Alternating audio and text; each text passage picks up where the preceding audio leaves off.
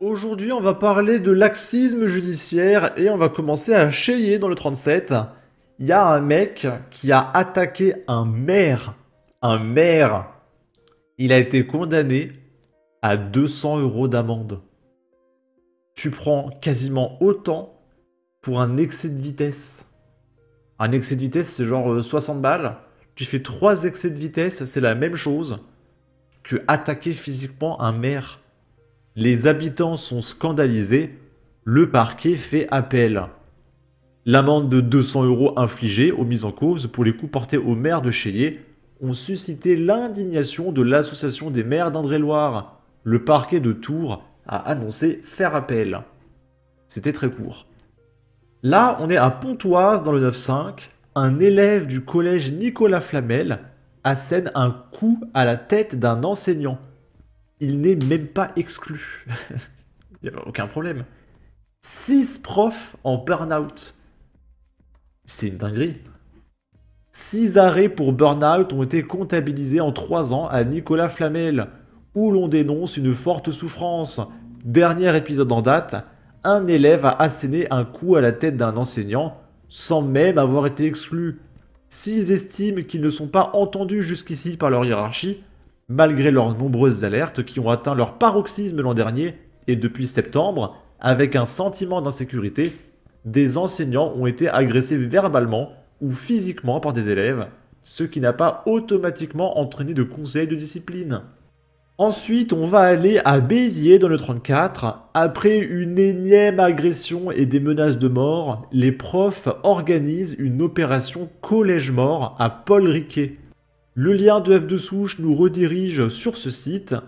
Après une année précédente très difficile avec près d'une quarantaine de conseils de discipline, nous avons été reçus par le rectorat en juin 2024 à Montpellier, mais sans aucune suite depuis, assurent les grévistes qui ont pris cette décision lors d'une assemblée générale. Stop à la violence, écrivent-ils dans leur lettre adressée aux familles des collégiens de 12 ans, énumérant notamment les violences quotidiennes entre élèves dans le collège et aux abords, les agressions verbales et physiques subies par les enseignants, les surveillants, la violence de certains parents à l'égard des élèves et de toute la communauté éducative. Je répète une deuxième fois, de la part de gamins de 12 ans. Les grévistes réclament des moyens supplémentaires pour la vie scolaire, qui est en première ligne face à ces violences. Un agent de prévention, un médiateur scolaire, un passage au label zone violence et la présence de la police aux entrées et sorties de l'établissement pour la sécurité des élèves, comme le confirme Élise, enseignante. Vous vous rendez compte qu'en France, pour qu'un collège tourne normalement, il faut des policiers, un label zone violence. C'est délirant. Les parents d'élèves sont vivement invités à prendre part à ce mouvement en soutien à la communauté éducative et des élèves et en n'envoyant pas vos enfants au collège toute la journée et en venant nous soutenir devant l'entrée de l'établissement dès 7 h ce vendredi. Ce mouvement sera suivi par les services de la rectrice et de l'Académie de Montpellier qui prennent ces doléances très au sérieux. LOL. Île-de-France, en raison d'un vide juridique, des dealers de protoxyde d'azote, le gaz hilarant, ont été relaxés et les 4 tonnes saisies ont été restituées. Donc là, non seulement les mecs sont relâchés, mais en plus, on leur restitue leurs 4 tonnes de produits. Donc c'est quoi? Il y a un avocat qui s'est pointé avec un camion ben et tenez, voilà vos 4 tonnes de stupes. Éclatez-vous les mecs, vous êtes relâchés. Mais c'est une blague. Même dans South Park, ils ont jamais osé faire ça, sans déconner. C'est n'importe quoi, hein. Je sais même plus quoi dire. Je sais même plus quoi dire. Hein. Arrêtés avec 4 tonnes de protoxyde d'azote, 6 hommes âgés de 20 à 25 ans ont été relaxés le 17 septembre par le tribunal correctionnel d'Evry. Ils étaient soupçonnés d'avoir, entre le 1er avril et le 17 juin 2024, en Île-de-France, organisé un trafic qui alimentait toute la région parisienne. La justice a ordonné la restitution des 28 palettes de produits et tout ce qui avait été saisi. Le parquet a fait appel de cette décision. C'est scandaleux, estime un policier, qui rappelle que ces hommes se faisaient un maximum d'argent au mépris de la santé de jeunes consommateurs. Le 16 juillet, le groupe comparaissait pour des faits de trafic de substances ou plantes inscrites sur les listes 1 et 2 des médicaments établis par le Code de la santé publique. Travail dissimulé en bande organisée et association de malfaiteurs. Lors de l'audience, les avocats de la défense ont plaidé que les faits avaient été mal qualifiés par le parquet. Les substances ou plantes inscrites sur les listes 1 et 2 ne concernent que le protoxyde d'azote à usage médical. Or, ici, il s'agissait de produits à destination alimentaire. Second argument, le délit relevé par l'accusation est passible de 5 ans de prison. Il y a une incohérence par rapport à la dernière loi qui sanctionne la vente aux mineurs d'une amende de 3 500 €, ajoute l'avocate. Concrètement, il y a un vide juridique. Habituellement, les parquets contournent le problème en poursuivant pour travail dissimulé et blanchiment d'argent. La seule affaire qui a porté ses fruits est un dossier de Nanterre avec une condamnation confirmée par la Cour d'appel de Versailles.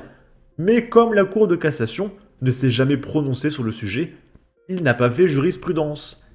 Il y a des travaux à l'Assemblée nationale qui ont donné lieu à des propositions de loi. Mais pour l'heure, aucune n'a été votée. Pourtant, le gaz hilarant, très couramment utilisé par les jeunes, est un poison. Le protoxyde d'azote est devenu un vrai problème.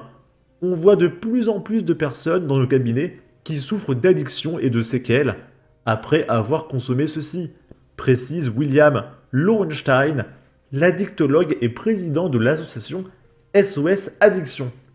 Bon, du coup, je sais même plus quoi dire, comment commenter cette vidéo. C'est-à-dire que tu as des drogues qui ne sont pas condamnables. Donc tu peux vendre, dealer, etc. Et vu qu'il y a un vide juridique, tu peux pas arrêter les mecs pour deal en fait. Il faut attendre qu'il y ait des juges et des magistrats qui passent des lois. Voilà. On va finir avec ceci, c'est la Ligue des droits de l'homme, qui n'existait pas quand Philippine s'est fait tuer, qui n'existait pas quand Thomas s'est fait tuer, qui n'existait pas quand Matisse, Enzo, Brian, Miloud, etc. se sont fait tuer. Et là, tout d'un coup, ils apparaissent. Pourquoi ?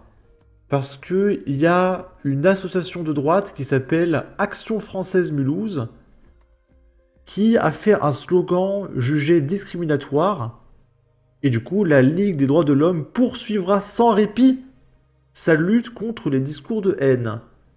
Et c'est quoi le slogan de cette association de droite ? Fumer tue, l'immigration aussi.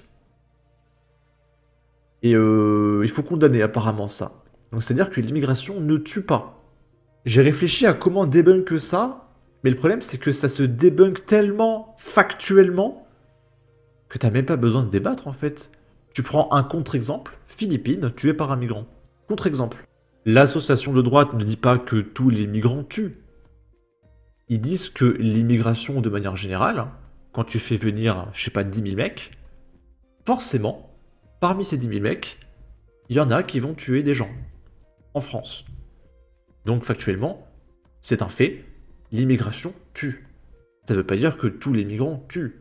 Ça veut dire que tu fais venir 10 000 personnes, il y aura forcément des conséquences. C'est tout. Donc je pense que la Ligue des droits de l'homme n'aboutira à rien. Tu peux pas poursuivre quelqu'un pour avoir dit quelque chose de factuel, enfin je comprends pas trop.